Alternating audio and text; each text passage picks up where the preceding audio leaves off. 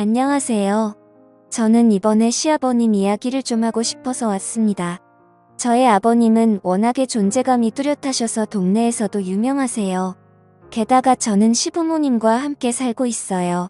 28살에 30살 남자에게 속아서 결혼을 덜컥 해버리고는 신혼집을 구하다가 결국 함께 살기로 했어요. 처음에 딱 3년만 지낼 생각으로 왔습니다. 그러다가 결혼 후 3년째 되던 애의 시아버님의 우는 모습을 보고서는 조금 더 지내게 되었고요. 사정이 있었어요. 일단 저는 아이가 둘 있습니다.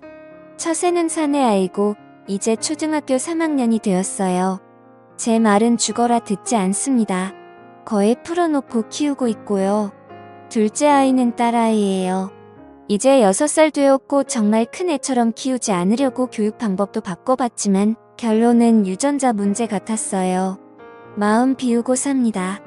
자기 엄마 말은 죽어라 듣지 않는데 신기하게도 할아버지 말이면 잘 듣습니다.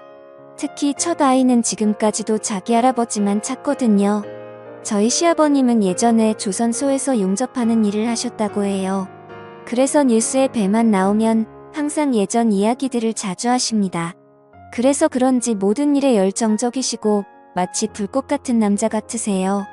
동네마다 가벼운 옷차림에 이곳저곳 참견하시는 분 계시잖아요. 저의 아버님이 딱 그러십니다. 늘 입는 옷도 비슷하세요. 흰색 난닝구에 하늘색 나는 바지를 입고 다니시거든요. 예전에 지방에서 사실 때는 근처에 사람이 적어서 덜 하셨는데 아파트로 이사 오게 되시면서 주변에 사람도 늘고 참견할 일도 늘어서 그런지 결혼 초반에는 아버님 얼굴을 뵐 일이 드물었습니다. 엄청 바쁘셨거든요. 아파트 엘리베이터 점검할 때도 가셨고요. 외벽에 칠을 새로 한다고 할 때는 집에서 창문 열고 소리를 지르시면서 꼼꼼히 칠해야 한다고 하시더라고요. 그때마다 저희 시어머님은 기운이 뻗쳐서 그런다고 허공에 삽질하는 것도 아니고 참 쓸데없는 곳에다 힘을 쓴다고 절레절레 하셨어요. 저도 아버님의 기준이 있어서 절대 집안 살림에는 참견하지 않으셨어요. 만약에 조금이라도 잔소리를 하면 그날부터 시어머님은 밥을 차리지 않으셨거든요. 밥 잘 먹고 기운 뻗쳐서 저런다고 굶겨야 한다면서 밥을 엄청 부실하게 차려주신다네요. 몇 번 그렇게 맨밥만 드신 뒤로는 절대 집안일은 신경 안 쓰십니다.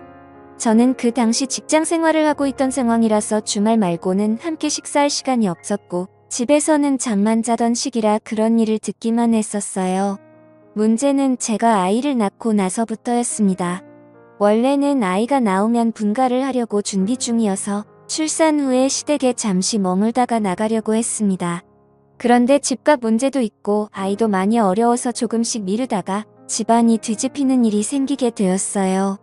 그날 이후로 저는 분가 생각을 완전히 접었습니다. 24개월 되었을 때라 첫 아이다 보니 36개월까지는 무조건 제가 끼고 키우려고 했거든요. 직장도 관두고 아이만 봤는데도 어쩔 수 없었습니다. 오후 1시부터는 아이가 늘 낮잠을 자던 시간이라 잠깐 마트에 다녀오려고 했거든요. 그런데 집에는 아버님만 계셨던 상황이라 사실 많이 망설였었어요. 저의 아버님이 워낙 열정적이시잖아요. 그래서 주변 친구들이 나중에 아이 낳으면 손주 사랑이 엄청나서 저보고 힘들 거라고 사랑이 참견이 된다고 하던데 근데 신기하게도 전혀 그러지 않으시더라고요. 사내 아이는 손 많이 타면 약하게 큰다고 하시면서 자주 안아주지도 않으시고 조금 거리를 두셨어요. 그래도 일단 아이가 깨기 전에 후딱 다녀오자는 생각으로 아버님께 말씀드리고 마트에 갔는데 갑자기 전화가 와서 받아보니 아버님이셨습니다. 빨리 집으로 들어오라고 소리를 치셔서 무슨 일인가 싶었는데 근처에 아이 울음소리가 들리더라고요. 속으로 앞불싸하고 밀던 카트도 내팽개쳐놓고 집으로 달려갔어요. 도착해보니 아이는 정신없이 울고 있고 아버님은 앉지도 못하고 어찌할 바를 모르고 계셨고요. 이마가 다친 것 같았습니다. 그 당시 저희 집 소파가 쿠션만 있는 게 아니라 소파 트리나무 조각으로 된 거였어요. 거기에 찍었다고 하더라고요. 이마에 상처가 난 것 같았습니다. 근데 피도 나고 자꾸 붓고 무엇보다도 아이가 계속 심하게 울어서 걱정이 많이 되더라고요. 그래서 아버님과 함께 아이를 데리고 응급실에 갔습니다. 저도 그때 엄청 놀랐습니다. 첫 아이고 저렇게 우는데 어떤 엄마가 가만히 있겠나요? 근데 침착할 수밖에 없었습니다. 그게 저의 아버님 때문이었어요. 넋이 나간 표정으로 앉아 계셨는데 어찌나 놀라셨는지 손가락이 떨리는 게 눈에 보일 정도였습니다. 거기서 제가 더 놀라면 아버님이 큰일이 날 것 같았어요.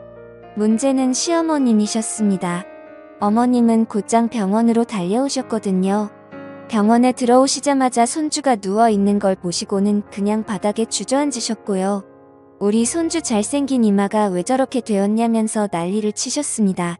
그 소리에 놀라 아이는 더 울고 그러자 시부모님들도 더 걱정하셨고요. 시아버님은 아이 손을 잡고 계셨는데 계속 손주에게 미안하다고 하셨습니다. 사실 아버님이 미안해하실 문제는 아닌데 저도 잘못이 있으니까요. 그런데도 자꾸 미안하다고 하셨어요. 시어머니는 그런 아버님 옆에서 아이가 나중에 바보 되는 거 아니냐면서 첫 아이인데 이걸 어쩌냐고 계속 걱정하시는 바람에 결국 아버님이 우셨습니다. 그때 아버님이 우는 모습을 처음 봤어요. 어머님은 아버님 옆에서 당신도 머리를 다친 거냐고 다 늙어서 왜 우냐고 소리치셨고요. 계속 아이 옆에 계시면 더 힘드실 것 같아서 밖에 대기실로 모시고 갔습니다.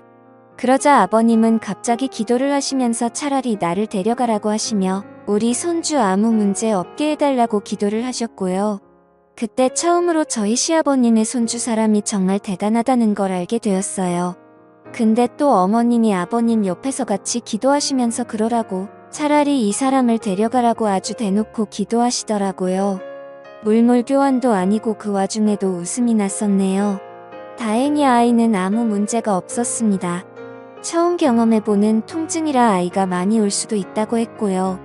산에 아이 키우다 보면 어디까지는 건 일상이라서 괜찮다고 하더군요.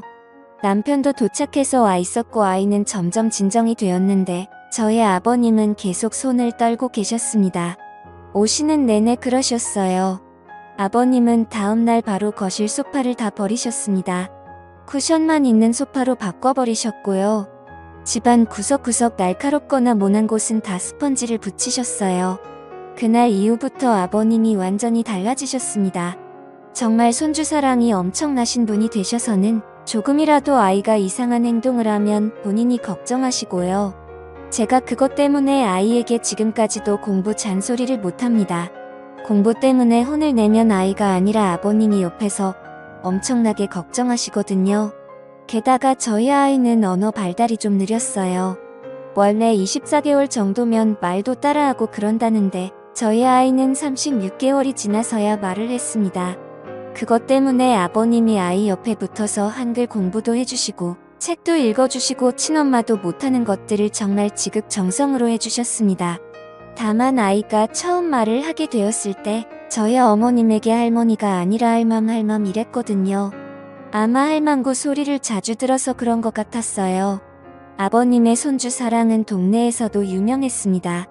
어딜 나가는 손주와 함께 나가셨고요. 어린이집도 아버님이 직접 데리고 갔다가 마중도 나가셨습니다. 저희 아이가 어린이집에 적응을 잘못해서 처음에는 엄청 울고 할아버지를 찾았다고 해요. 원래 다 그런 단계를 겪으면서 적응한다고 합니다. 문제는 저희 아버님도 적응을 못하셔서 우는 손주를 외면하고 우는 게 너무 힘드셨다고 해요. 과감하게 등을 돌리고 와야 한다고 말씀을 드려도 손주가 울면 같이 눈시울이 붉어지셨습니다. 그러다 나중에는 접이식 의자를 들고 다니시면서 손주를 보내놓고 어린이집 앞에 앉아 계셨어요. 거기 앉아 계시면 저희 아이가 어린이집에서 놀다가 창밖으로 할아버지가 있나 없나 찾아본다네요. 그때 아버님이 앉아 계신 걸 보면 활짝 웃는데요. 그때 손주가 웃는 걸 한번 보신다고 거기 그렇게 몇 시간을 앉아 계시다가 우셨습니다.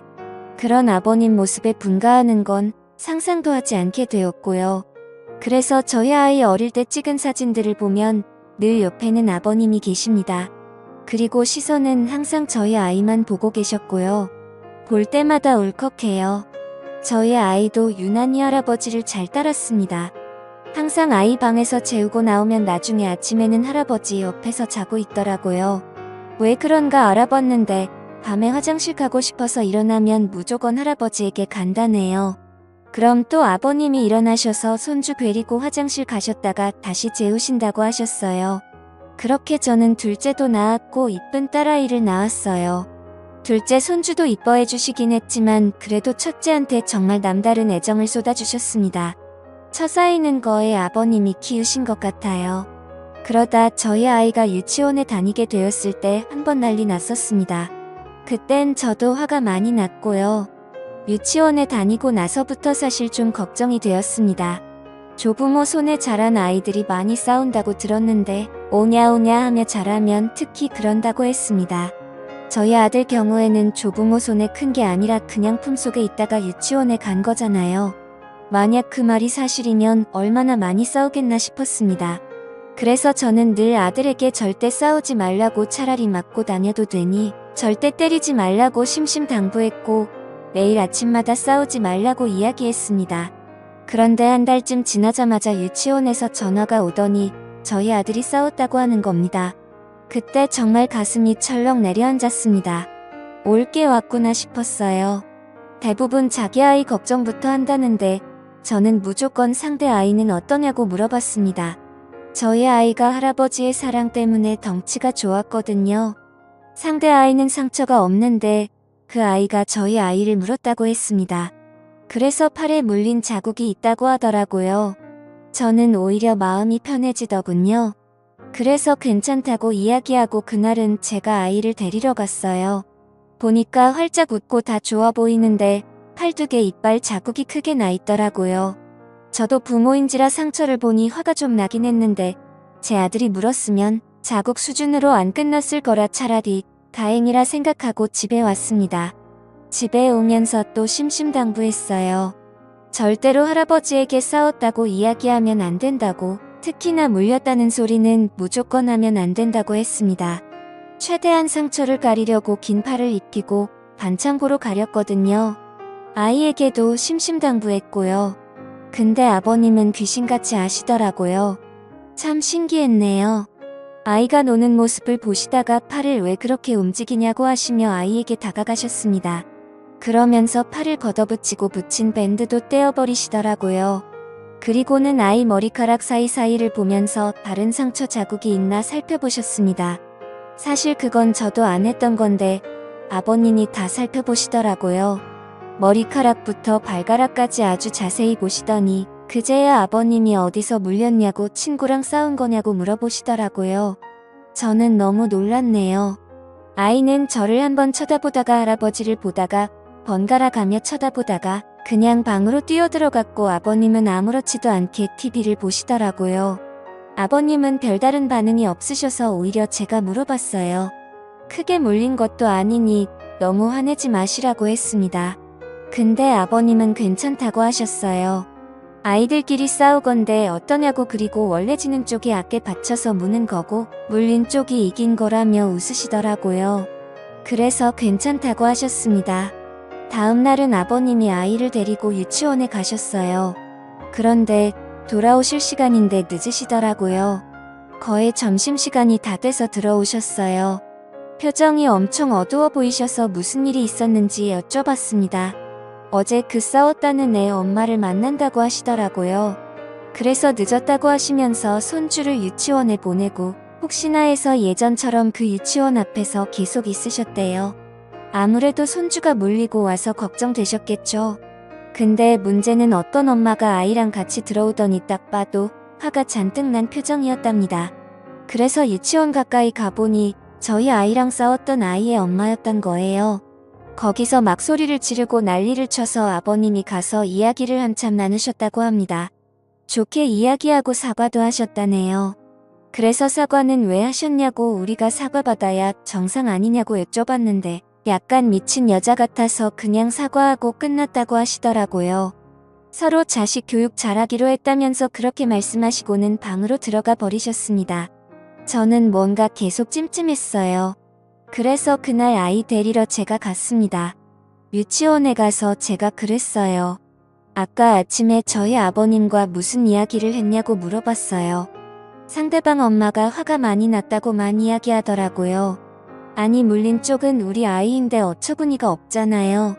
그래서 아니, 할 말 있으면 애들 다 있는 유치원에서 그러지 말고 나한테 직접 전화하라고, 내가 엄마니까 연락하라고 했어요. 그러면서 제 전화번호를 알려주라고 하고 왔습니다. 그리고 그날 저녁에 정말 제 핸드폰으로 전화가 오더라고요. 근데 웬 남자 목소리가 나더라고요.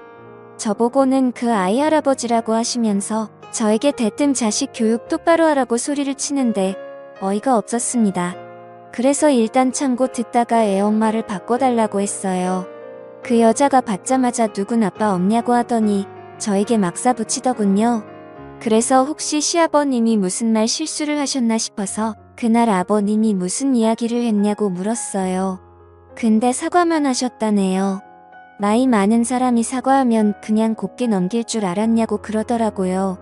그때 뚜껑이 열리더라고요. 물린 건 우리 아이인데 딱 봐도 아버님이 잘 넘기려고 사과하신 건데 그때 내가 있었으면 어림도 없었다고 했습니다.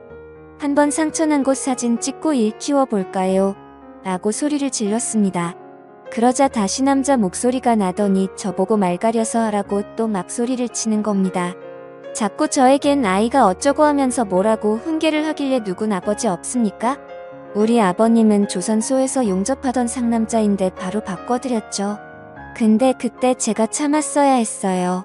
일이 걷잡을 수 없게 커졌거든요. 아버님은 전화를 받자마자 거의 전화기를 씹어드실 정도로 소리를 지르셨어요. 그러다가 대뜸 그럽시다. 만나서 이야기하자고 하더니 전화를 끊으시더라고요. 속으로 와 진짜 큰일이 났구나 싶었네요. 그러면서 나가려고 준비하시는데 대부분 밖에 나갈 때 외투를 입잖아요. 근데 저희 아버님은 정반대십니다. 위에 티셔츠를 벗으시더니 난닝구만 입고 나가시더라고요. 참고로 4월이었어요. 가서 확 물어버린다고 하시면서 나가시더라고요. 저도 너무 걱정돼서 무작정 그냥 따라 나갔어요. 유치원 건물 앞에서 만나기로 하신 것 같더라고요. 그쪽도 애 엄마랑 할아버지랑 둘이 나왔더라고요. 만나자마자 그쪽 할아버님이 저에게 자식을 어떻게 키웠냐고 소리를 쳤고 아버님이 그때 폭발하셨고요. 우리 손주가 뭘 어떻게 컸는데 그러냐고. 사실 저희 첫째는 아버님 이거에 키우다시피 하셨잖아요. 엄청 화가 날 만도 하셨죠. 물린 건 우리 손주인데 우리한테 뭐라고 하냐면서 따지자 상대의 엄마가 자기 아이가 겁이 나서 물었다고 제 아들이 덩치가 커서 다른 아이들에게 겁을 준다고 하더라고요. 그날도 제 아들이 싸운 게 아니라 다른 애들 싸움을 말렸다고 해요. 제가 늘 싸우지 말라고 싸움은 안 좋은 거라고 귀에 못이 박이도록 이야기를 해서 본인만 안 싸우면 될 것을 다른 애들이 싸우는 것도 말리려고 했나 보더라고요. 덩치 좋은 애가 나서서 하지 말라고 하니 제 아이 팔을 물어버린 거고요. 그렇게 어르신 두 분이 서로 소리를 지르고 있는데 갑자기 그쪽 애 엄마가 저희 아버님에게 왜 했던 말을 계속하냐고 물린 이야기를 몇 번째 하냐면서 물린 게 중요한 게 아니라 겁을 느꼈다니까요. 하며 할아버지 치매예요 이러는 겁니다. 근데 또 저희 아버님은 그 소리에 갑자기 위축되시는 것 같았고요. 순간 제가 눈이 확 돌아버렸어요. 지금 뭐라 했냐고 정신이 나갔냐. 이 지금 뭐라 했냐고 소리를 질렀어요. 그러자 그쪽 애 엄마가 두 사람 다 치매냐고 하며 했던 말 반복하게 하는 재주가 있냐고 하더라고요. 제가 비록 저희 아들에게 싸움은 나쁘다고 했지만 살다 보면 싸워야 할 순간이 있더라고요. 그 애 엄마를 확 밀치며 빨리 사과하라고 했어요. 사과 안 하면 가만 안 둔다고 걸어서 집에 못 가게 만든다고 소리를 질려버렸고요. 그 엄마 어깨를 잡고 사과하라고 소리를 쳤는데 제 팔을 물더라고요. 이게 제가 물려보니까 진짜 얇았더라고요. 우리 아들은 어떻게 참았나 몰라요. 곧바로 머리채 잡고 난리가 났습니다. 그러자 양쪽 아버님들은 말리느라 정신이 없었고요. 그러다가 경찰차도 타보게 되었습니다. 잡혀간 건 며느리들인데 경찰서에서는 아버님들끼리 또 난리가 났어요. 나중에 양쪽 남편들이 도착해서 서로 사과하고 잘 마무리돼서 집에 왔습니다. 저희 아들은 할머니랑 TV를 보고 있더라고요. 머리가 산발이 돼서 들어온 제 모습을 보고 놀라서 저보고 싸웠냐고 엄마는 왜 싸웠냐고 묻더군요. 그날부터 교육 방식을 좀 바꾸기로 했습니다. 싸워야 할 땐 싸우라고 했습니다. 대신 물지는 말라고 그건 짐승들이나 하는 짓이라고 했어요. 그날 이후로 저는 유치원에 잘 안 갔고요. 아버님이 데려다주고 데려오고 해주셨습니다. 솔직히 제가 그의 엄마를 만나면 못 참을 것 같았거든요. 아버님은 그날 저에게 정말 잘했다고 내가 속이 다 후련하다고 하셨습니다. 근데 그때 정말 엄청나게 화가 많이 났었습니다. 지금 와서 생각해도 신기해요. 그렇게 시부모님과 함께 지낸 지도 10년이 넘었네요. 저의 큰애가 이제 초등학교 3학년이 되었으니까요. 아버님의 손주 사랑은 여전하십니다. 늘 아이가 학교에서 오면 이마에 뽀뽀를 해주세요. 예전부터 지금까지도 다른 곳이 아닌 이마에 하십니다. 그때 생긴 상처가 거기에 있거든요. 그 상처에 뽀뽀를 해주시면서 늘 가슴 아파하십니다. 엄청 작은 상처인데 그게 눈에 밝히셨나봐요. 제 아이도 할아버지에게 오면 이마를 갖다 댑니다. 제가 직접 낳은 자식인데도 가끔은 싫을 때도 있고 미울 때도 있는데 어쩜 저렇게 한결같이 손주를 이뻐해 주시는지 가끔은 제 아들이 부러워 기도해요. 제가 이 글을 쓰게 된 이유가 옷장 정리하다가 생각나서 썼거든요. 아버님 옷장을 보니 외투가 많아졌더라고요. 그래서 마음이 좀 무겁네요. 예전에는 난닝구의 하늘색 반바지 한 벌이면 봄, 여름, 가을은 끄떡없이셨는데 그러고 보니 요즘은 난닝구만 입으신 적이 없네요. 그것도 이제 알았네요. 시간이 많이 흘렀습니다. 저도 시아버님 덕분에 경찰서도 가보게 되고 그 이후로는 절대 그런 일은 없었지만 참 많은 일이 있던 것 같습니다. 어쩌면 그때 저희 아이가 이마를 다치지 않았다면 이런 추억은 없었겠죠. 저희는 분가했을 테니까요. 그러고 보면 정말 소중한 상처인 것 같습니다. 나중에 제 아들이 더 커서 교복을 입고 군복을 입고 양복을 입을 때까지 아버님이 제 아들 곁에 오래오래 계셨으면 좋겠습니다. 이마에 뽀뽀도 해주시고요. 제가 준비한 이야기는 여기까지입니다. 아버님의 손주 사랑이 너무 크고 넘쳐서 그 사랑이 온 가정에 다 스며든 것 같습니다. 참 따뜻하네요. 사랑이 아무리 따뜻해도 난닝구만 입으시면 안 됩니다. 외투 많으시다니 다행이네요. 오래오래 손주 곁에서 건강하게 더 행복하게 지내셨으면 좋겠습니다. 감사합니다.